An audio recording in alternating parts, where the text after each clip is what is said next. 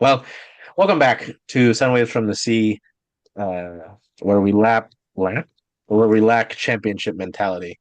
Obviously, this episode comes several days, weeks after the Sounders were ousted from the MLS Cup playoffs. Oh, that's why it feels like so long ago because there's the awkward break between the rounds. Because I was like, well, we could have looked at where Minnesota is right now, but it's not like they're doing anything. Thank you, Um, international break. yeah, it's lovely.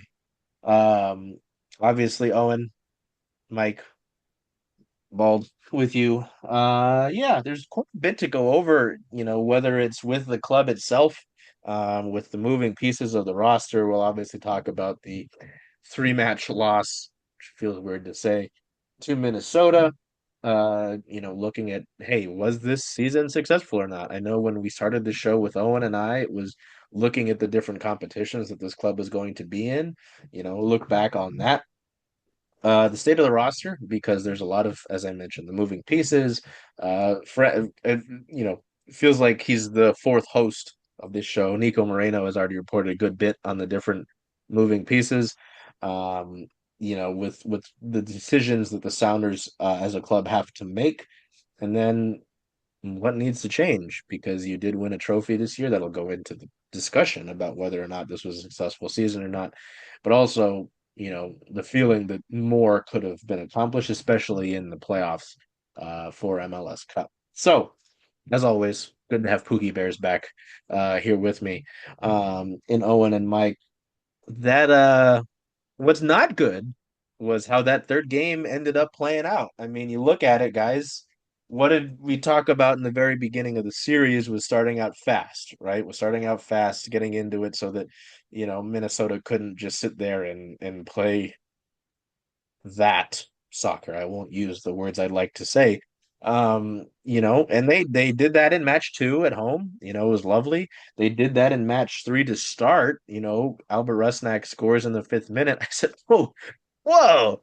Danny Musovsky, who at one point looked offside, whoa! In the eighth minute, you're feeling great. I was feeling great at least. Things looked pretty good. There was the Pereira goal in the 19th minute for Minnesota to crawl back into it off of the free kick, I believe, if that was correct. I know there was some interesting thought about whether or not that was a foul.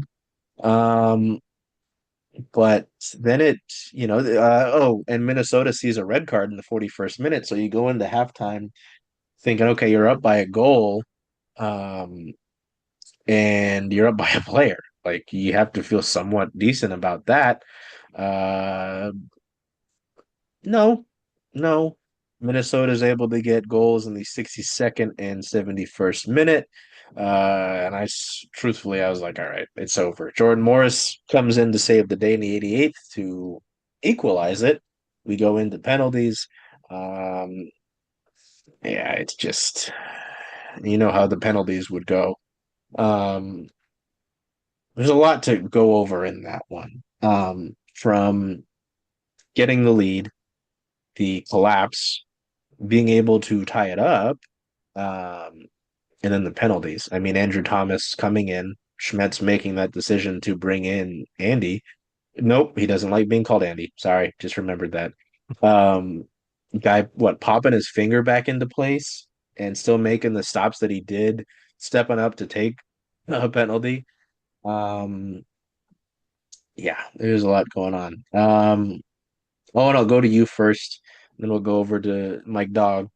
Just what you remember from this match and what sticks out, because I mean there were heroic performances. I mean, I think it was great to see Jordan come in and tie it late. Andrew Thomas getting subbed on and given the performance he did in the shutout, I don't think you can put any shootout, sorry, you can't put any blame on him, yeah, what sticks out to you from this, because obviously some time has passed Yeah. since November 8th, and Mike, to you. Yeah, I mean, this just feels like every game the Sounders lose in penalties, which is, you say they should have won this in normal time. I don't want to just, sit on that, but the Sounders had chances in this game, and we talked a lot about, how well they had done in previous games to keep pushing after the first goal or the second goal, and Yeah, I mean they scored early, and that was important. In I thought they reacted well to the first goal. I didn't necessarily think they were on a level where it was like, oh, this they felt like they totally capitulated and just got back into their shell after the first goal, which is what worried me. Um, the thing is that just this was a game where they just didn't finish their chances. That was the issue. I went back and forth on whether I was surprised to see Andrew Thomas come out there. I ultimately, we said it was the right decision. And I don't think I was surprised because I was surprised when they made the formation change. And I was like, oh, I didn't expect that to happen. This one surprised me less because there were already changes being made. I thought he played really well. I think I mean, we've said he's unquestionably a starting goalkeeper. I think he is ready to be the Seattle Sounders starting goalkeeper next season. And I think, I thought it was poetic that, after everything he did this season in a starting role, that it comes down to him just being a penalty goalkeeper again. And taking a penalty like he did to win the Open Cup game a long time ago now. Yeah, I mean, what sticks out to me from this one is that, the Sounders should have won it in normal time. Yeah, it's you cannot, spend 60 minutes of a game up a man and you know have an even goal differential in a playoff game. Um, it's just not how that works. No, especially the expectations that everyone had going into the season. Like this felt like, unfortunately, this feels like a classic Sounders game where they'll lead, they'll do really well, then they all of a sudden, and towards the end of the game, it breaks down. Other team gets late equalizer or a late winner, and this whole thing just kind of encapsulates the entire Sounders season. Yeah, I'd like to note that this game was Jordan Morris's final ascent into full Will Bruinhood by scoring a late goal away at Minnesota.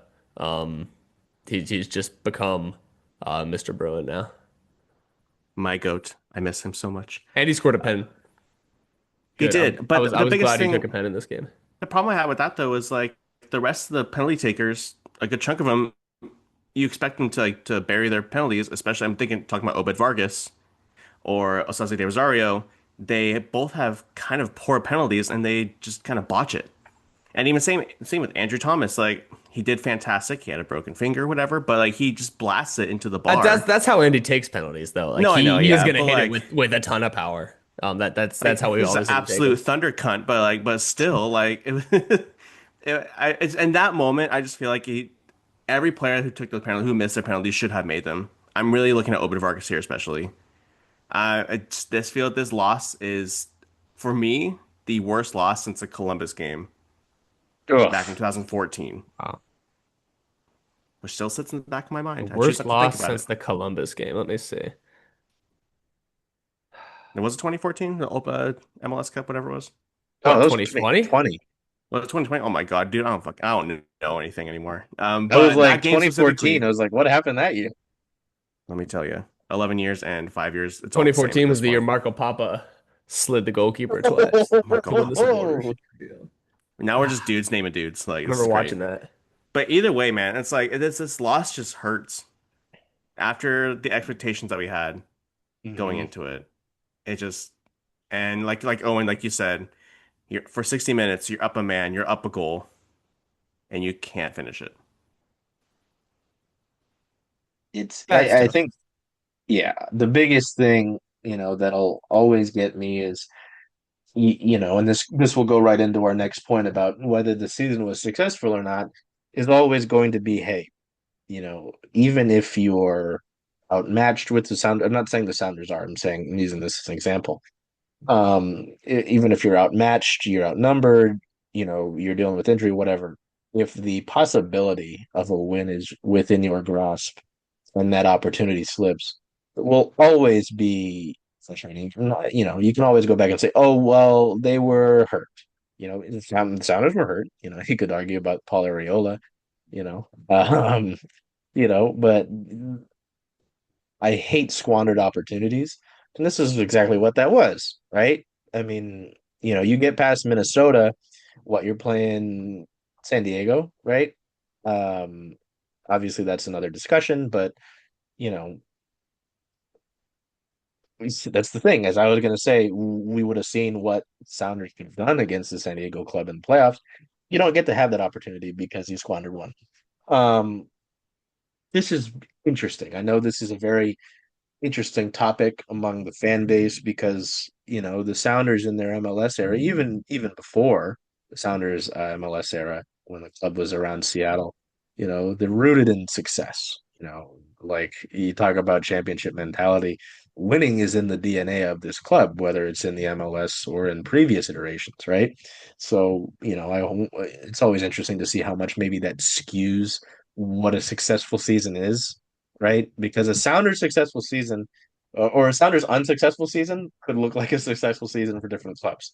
You know what I mean? Um, in your opinion, which obviously we are doing a podcast, so it's your opinion, and I need you to explain it. Was this season successful? And I even need to like put my final thoughts together on that. So I'm gonna let you guys talk first and let you, be fodder so that I can figure this out. Because it's a tough discussion, right? I mean, you do get a trophy. You had gone a few years without collecting a trophy. Um, but there are downfalls in this season. So I'll go since we did Owen first, we'll do Mike and then Owen, and then I will hopefully have some sort of brain thought on how I feel about it because it's a good discussion, but I know the history of the club plays into how some people feel about it, right? So I've been sitting on this for the past 3 weeks, right? So earlier, a few weeks back, we talked about this before, and I said I made the argument like, oh, this is a successful season because we won that trophy, right? We got all the continental trophies, we were great. But I think after this loss and the expectations and how deep the roster is, talking about like what Owen brought up forever ago to argue that, I can't say this is a successful season anymore. Yeah, you got a trophy, but like it's a Mickey Mouse trophy. Doesn't really mean anything, whoa. to be honest. I hate Leagues Cup. I'm gonna say it right now. But like I think the way you went out in this first series in the first round, every single pundit, journalist, even like fans expected you to at least to be making the conference final, right? And with how deep this roster is, even with injuries, this team still looked really good. Brian Spencer brought the team together. But you go out in the first round, yes, to a good Minnesota team, but I think that kind of overshadows the rest of the season. Hmm. That's just me though. Like I know it might sound like negative, like oh no, Sounders bad. Oh, they lost to Minnesota, but like I just think with how everything post Club World Cup and Leagues Cup and everything else like kind of led together to this moment, I can't with my heart say that this was a successful season. Okay. Um, yeah, that's exactly where I was like 3 weeks ago. I was like, man, if they go out to Minnesota here, this is not like it's not going to be a loss to like a deserving. Not this sounds terrible, but to a deserving team. Like this is a team that the Sounders feel that they are better than. Um, and given where the rest of the competitions went, other than Leagues Cup, you feel that yes, I mean anything less than like probably a conference finals berth would be disappointing. I want to make the argument that it was a successful season because yeah, and here's why. The Sounders have like undergone and are undergoing a ton of change as an organization. We're seeing new C-suite people getting hired all the time. There's change happening in the Defiance coaching. A couple of years ago they changed the crest, and yeah, there's this sale coming up, and I think what this season succeeded in is rooting like ensuring that the DNA of the club is still there because this was arguably the most successful season ever. Yeah, I mean certainly in the MLS era from a development perspective, like the diversity of players that the Sounders had in this season from a guy like Jesus Ferreira who came in as a TAM signing and then struggled and found his place in this team. The number of guys that either came through Defiance or came through the academy or both. The ascent of Obed Vargas into a player, a 7 digit sum player. If he goes to Europe, when he goes to Europe. Um, I think this was really successful because like in an era where you look at a lot of teams, and where you're looking for new owners who want immediate success and they see the way to that as buying players. The Sounders really were able to prove that you can win and create a deep team with players outside of that strategy. And I mean, I wrote about like how that was really proved, and I talked to a bunch of people after the Leagues Cup final. That was their proof of concept. I think it was a successful season in that they were really able to secure that DNA and in a place where there's a lot of change happening to the club and the league, and they're growing on a more international stage. That identity is still there. I think um, I'm gonna, yeah, I think after hearing both sides, okay, I think I'm gonna call it successful. Like I get it, Leagues Cup has always been one that's uh, not exactly thrilling to folks, right? But given the what they played 50 games in total this year, given you talk about the war of attrition, you got I don't know the exact number, but a handful of games from Paul Arriola, unfortunately. It's like Uh, 3. yeah, it wasn't a lot. Being in the amount of competitions they were in, impressing at the Club World Cup, even, granted the lack of result there, right?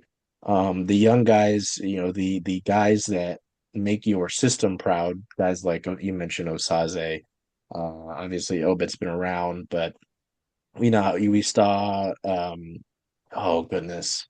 I have to look back at this. I have to look back at the I'm gonna feel really bad. No, what you do Uh it's just like I think this club has like there's personality. I remember talking to Azaze after Leagues Cup. I'm like, I mean, like whatever. How does like I asked him like the question about like, oh, what's the difference between how you and Miami built your team? He's like, we don't know what Miami's doing, but they're not winning Leagues Cup this year. Like Andrew Thomas has like presence. Like these guys yeah. have an identity. I think that's really important. Like all these guys are people. Oh, Snyder. Sorry. So Yeah. forgot about Big Snyder Burnell. Just yeah, the personality, you see the future of this club. Well, you've got, the different iterations in goal. You've got a Mount Rushmore Sounder and Stephen Fry, who, I realize they didn't come to a contract agreement. I one don't think he retires. I think he plays one more year, even if it's backing up Andy Tom. God damn it, Andrew Thomas next year. Um, I I don't think he'd go anywhere else. Like I'd be really shocked if he goes somewhere Got else. a nice place, bro. Um, Back in yeah, he's Toronto. got some of his yeah, okay. Um you've got the future there in Andrew Thomas. You look at the back line. I am interested in the back line. That is something I wonder how if that's a change up there. I talk about the success of the younger side of things. Kalani, as much as I bullshit about Kalani, I'm not saying it's not like he's not somewhat of a productive and or decently exciting player when he actually gets minutes. I don't think he's a total scrub. Um, you know what I mean? So, Reed, as much as I don't necessarily agree with him being your left back, I think he gave you some interesting minutes for the course of the year, at least on the defensive side of the ball, right? We really haven't seen a lot out of Danny Leva, because of the way that they ran that pivot, right? Um, But I think we could see a lot more of him once Obed Vargas is not here. yeah, no, that's what I'm saying, right? So, I just think given all of the games that they had to play, actually getting a trophy again after going a couple of years without one, um, and how this organization seems to be set up in terms of some of the players already in the organization. Granted, we'll see maybe how I feel. I don't know if I could lump it this offseason into how this past year has gone, but certainly we'll have feelings about how the offseason goes, right? Um, I don't know. I'm going to lean on the positive side of things. Maybe that's just the cope in me, but I think just given how many games they had to play, if they are only in like two competitions and this is how you came out of it, I would feel a lot different, I think. Does that make sense? That's just where I'm at with that, um, in terms of it being successful. I certainly hear what you're saying, Mike. I think a lot of people are like, hey, this is a failure, but I do think for the playoffs were a failure. I think the Sounders Oh should yeah. have won that oh, for sure. series, Like what the whole and season wasn't a advanced. total failure for sure, but I'm just thinking like overall, I just don't think is successful, but it's not a failure. It was just Sure. it was there. It was a season. Yeah, it was It an was organizational success, if not a competitive success. Yeah. there you go. That's where my head is at. So yeah, it kind of lead into it a bit, but we should look at the state of this roster because there's certainly a lot of moving pieces. Um, some stuff that's seemingly been confirmed already. A lot confirmed via player. The club hasn't made anything official quite yet, right? So, we'll go over to our good friend Nico Moreno because again, we used a lot of his stuff. Um, but you look at some of the roster decisions. Nico reported back on the 14th that the club options for next year for Ryan Kent and João Paulo have been declined.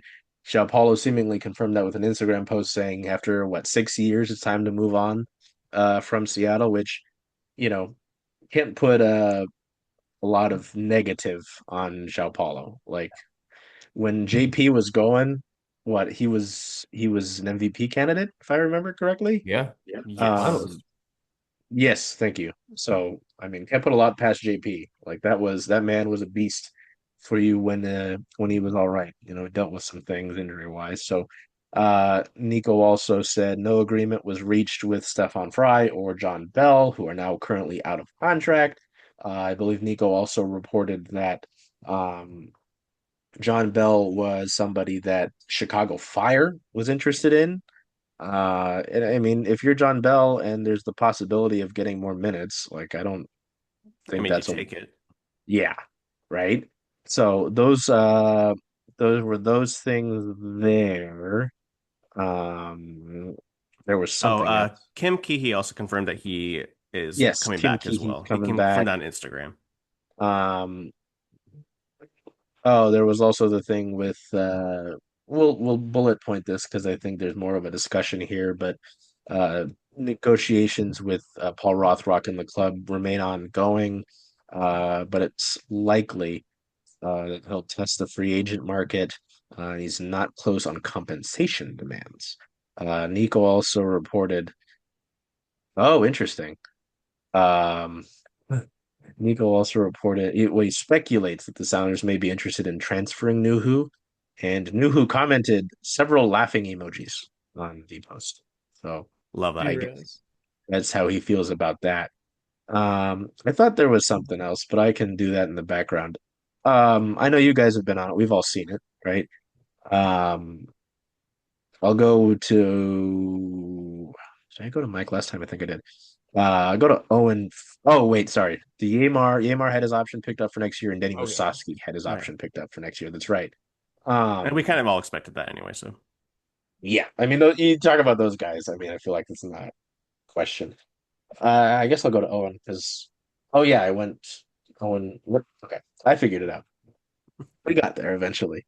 Um, any thoughts on any of that? Because I feel like a lot of those are somewhat straightforward. I know there were some fans who were pretty upset about the Kent thing. I think there were some folks who were just more nostalgic on the JP. Um, I get it. I don't think he was going to get that many minutes. And, at this stage of his career, and if someone was going to pay him to play actual minutes, be my guest. Yeah. Owen, your thoughts on any of those moves? Um, it's just however you'd react to them. Again, I know some of those may be expected. Yeah, I think Sounders did a good job of insulating their depth, which was, obviously the big strength that we identified this past season. And Danny Musovsky is still an MLS level striker. I'll be curious to see how he and Osaze split minutes next year. Yeah, if they yeah with whatever season they go system they end up in. I think that one from the Minnesota game was probably more of a hey, how do we counter a back five look, but in that situation, which one of them would end up top, whether that ends up being Jordan Morris. Um, I think obviously they'd prefer to eventually ease Osaze into that role, with a decade on Danny Musovsky. But I think that's a good option to pick up. Um, Yamar absolutely essential. This defense is something I'm really curious about because that's the side of the ball that does feel like it's getting old. Alex Roldan had a really excellent season. And I mean, obviously that's the player that's the thing that's tough for a guy like Kalani. Is that you do have a great guy to learn from, but I don't foresee them splitting that many minutes because Alex Roldan was so crucial to the way the Sounders played. And that it was so different when not that it was sorry, not so different, but that style changed when Kalani's in there and you felt like there were a little bit more there were more learning moments, which is which Yeah. is which is great, which is what you get, and it's the benefit of having so many games is that you get to split time. But Alex Roldan is probably a top 10 right back in MLS, and then you don't want to step away from that quite yet. Um, I think the future at center back is interesting because you have a guy like Snyder, but Jackson Reagan and Yamar seem like the pairing of the future, and with how they talk about Nuhu in this club, like that, I'm not surprised that of his reaction to the transfer report, just because like every time you bring up like to Brian or to somebody else, like, hey, like, were you frustrated, like how did you deal with this thing that Nuhu did? He's like, man, like Nuhu is a fun, like they always talk about like how much they value Nuhu's phenomenal skill. There's not many one-on-one defenders like him, and I think that's a big decision to move on from him in that position.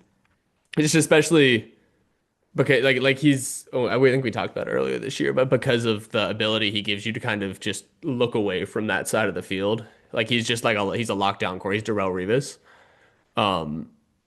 out there, and it allows you to kind of focus all that offensive attention to the right side of the field. Now, I'll be curious to see once teams start trying to make Nuhu attack more, and we saw it a little bit, but for now, I think he's absolutely the option there. Who else am I missing? JP, I'm glad he stayed around for an extra year. I think that was, we talk about organizational success, and I think he's probably a big part of that. Mm. It's a guy who has a lot of expertise, and it's obviously not something that happened with Nico, but it's something they're able to make happen with him, where he's able to really play just a role to have a guy who's that smart around is important. He's got a lot of years, and for as many for as old as Obed Vargas looks when he plays, it's like you have guys in there who can learn from him. Obed certainly, and Denny Leva and Snyder Brunel. It's it's a good one to have him around, and I think that's going to be one well missed. Yeah, the Rothrock we can bullet point for later. Yeah, the Rothrock one is, I think, deserves a big discussion. There's so many moving parts with that one. The one that I really want to shine on though is Ryan Kent. He he only he didn't play for almost a year. Sounders signed him for 15, he only played 15 games, but he still had 3 assists in those games.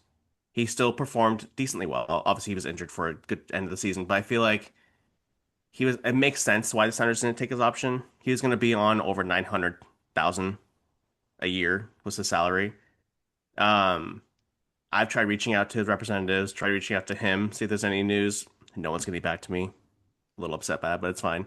But I mean, if the Sounders can re-sign him for on a more team-friendly deal on like a nice little extension, he'd be a nice depth piece or a nice starter while we have Pedro de la Vega out.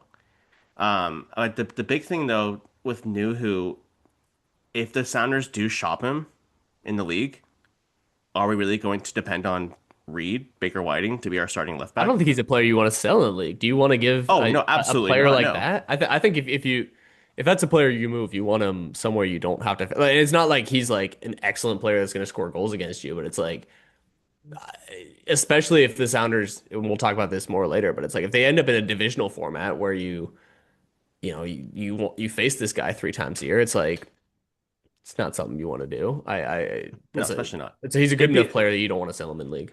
yeah, it'd be a massive mistake if they just got rid of him in general. I just think that while Reed is still learning that left back spot, you should have a lock it down defender back there, you know?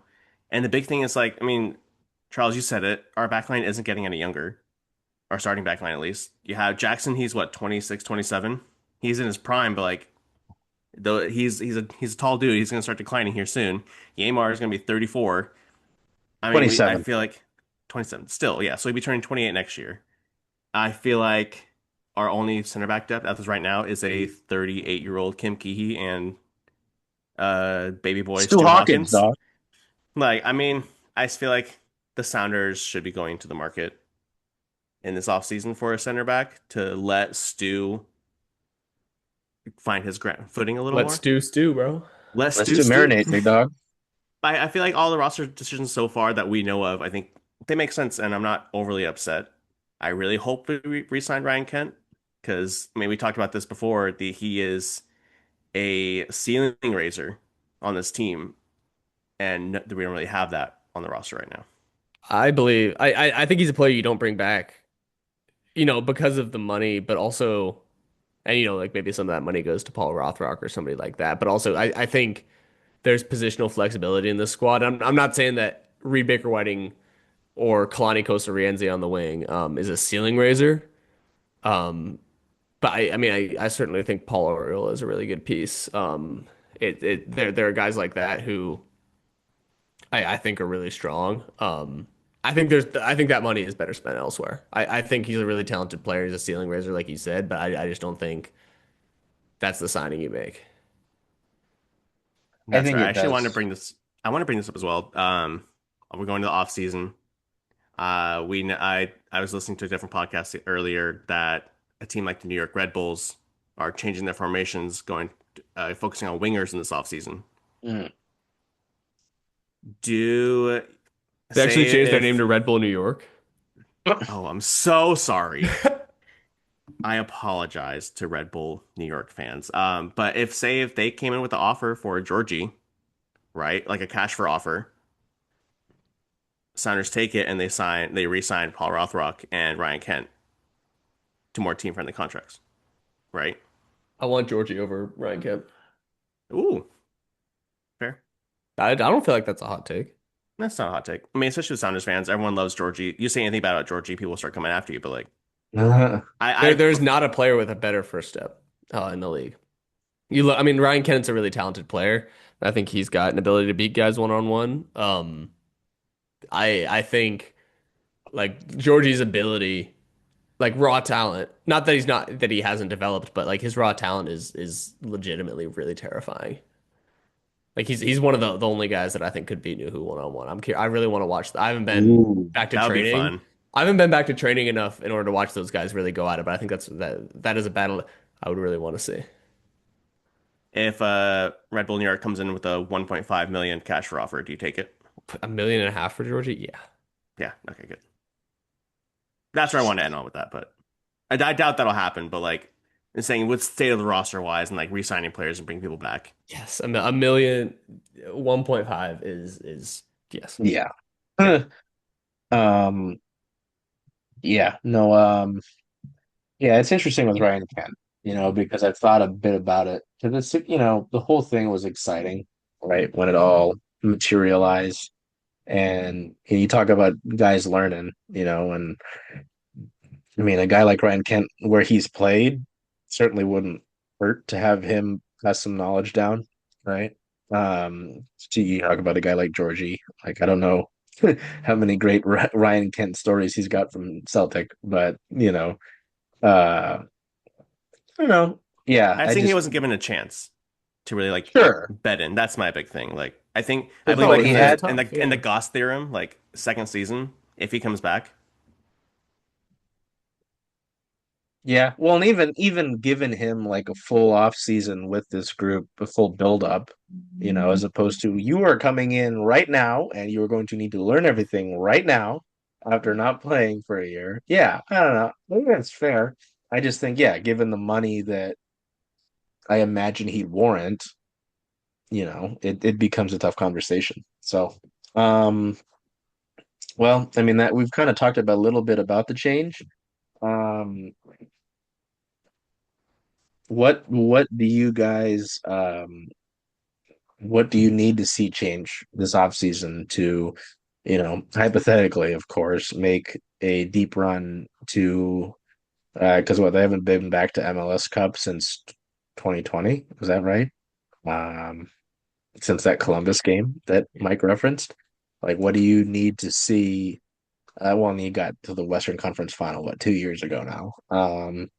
Yeah, I guess. What I think I started with Owen first last time. Go to Mike, then go to Owen. What do you need to see change this offseason? Whether it is player wise, if you think the formation needs to change, what do you need to see from the Sounders this offseason to say, okay, I feel comfortable with them seriously contending for MLS Cup?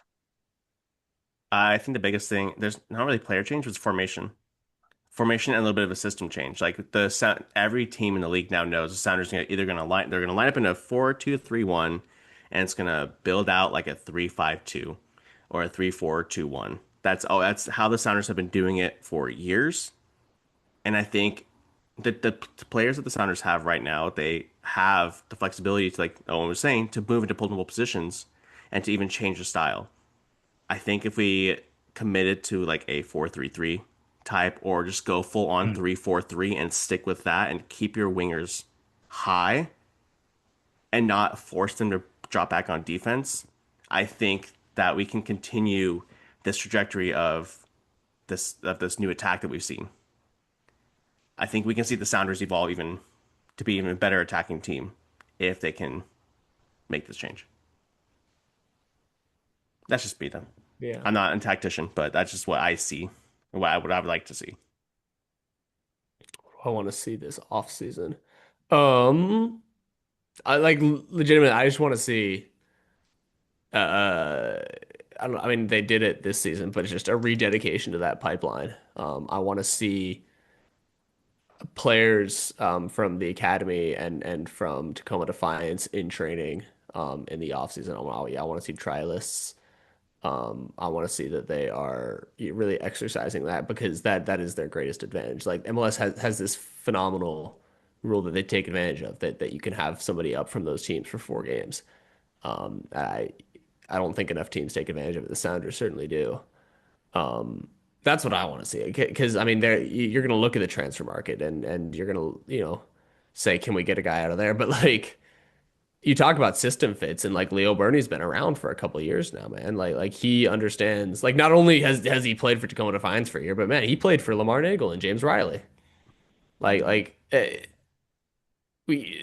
Sounders' greatest strength is being able to insert player. Like their depth is literally like they have two squads worth of depth. They have one of the better MLS Next Pro teams in the league, and those guys are immediately ready to come play for the Sounders because of how intertwined those two are. I want to see a rededication to that throughout whatever process we see with the sale of shares of the club or movement around the World Cup or via player transfers. I want to see that is front and center. Yeah, that's fair. All right. Yeah. I think I don't know if I've said it outright, but or we've kind of alluded to it, but we'll have to split like kind of our thoughts from the last few weeks to end it because again, I was gonna say of the off season, but off season's really just starting, right? To break this into a second episode, we'll figure it out. We all do different things. Um, so we'll figure out timing on that. But yeah, I mean, obviously we'll have to talk about the schedule change. The schedule itself dropped today, November 20th. We'll have to go further into the Paul Rothrock thing because I think I talked about it with these guys before we started the actual episode, but there are folks who think that the Sounders are just letting Paul walk. It's not quite what's happening. But But that obviously signing it's is part of that. That's the rededication too. Paul Rothberg is the Sounders' biggest success story from a pipeline standpoint, hmm because he was able to come, like he was developed in Seattle, went away, came back and learned that philosophy again. yep, Maybe yeah. Jackson Reagan. Jackson Reagan might be a bigger success story, but Paul Rothrock of this And season. those two know each other. And those And two they're know each best other. friends. Shout out Seattle United. Wins. So yeah, we'll have to split this up, but it'll be interesting to see what potentially develops. between now and then, hopefully not too much, so we don't have to keep making different separate episodes. Let's see if any other players comment laughing emojis on rumors. We'll see. Who knows? Yeah. Until we see you next time, man. Take care of yourselves. Be well. Do whatever you can to make today a great day. Hey, Charles. Hey, Jen. Hey. So where are you going to watch all of the Sounder away games this year? Away games for the Sounders. Well, since Rough and Tumble is the home of Circling Seattle Sports, I was thinking of coming here if that's okay with you. I think that's a great idea. Go Sounders. Hope we see y'all here.